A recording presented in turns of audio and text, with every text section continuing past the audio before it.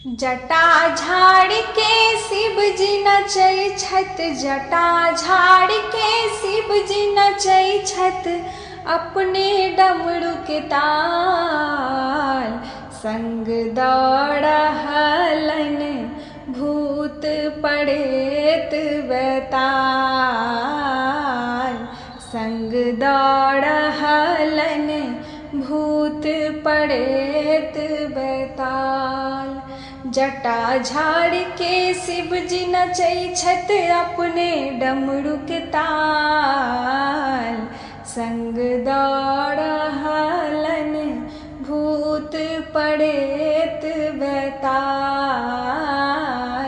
संग दऽ रहलन भूत प्रेत बैताल।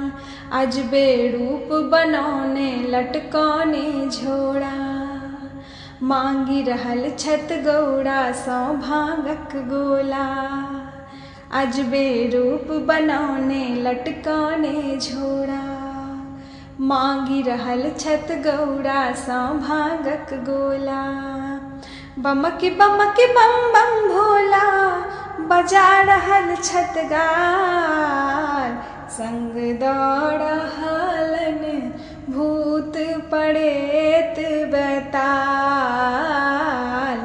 संग दऽ रहलन भूत प्रेत बैताल।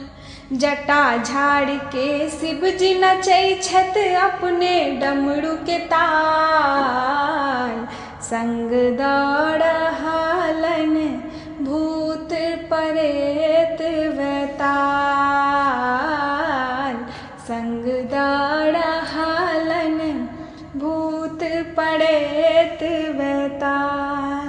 भूखल बसहा डोरी तोड़ के भागि रहल, नाग गला में से हो हे फुफकारी रहल। भूखल बसहा डोरी तोड़ के भाग रहल, नाग गला में से हो हे फुफकारी रहल। अंग भस्म लिबड़ल तन कारी, बाघक लपटल छाल, संग दऽ रहलन भूत प्रेत बैताल, संग दऽ रहलन भूत प्रेत बैताल। जटा झाड़ के शिव जी नचै छथि, अपने डमरू के ताल संग दऽ रहलन भूत प्रेत बैताल, संग दऽ रहलन भूत प्रेत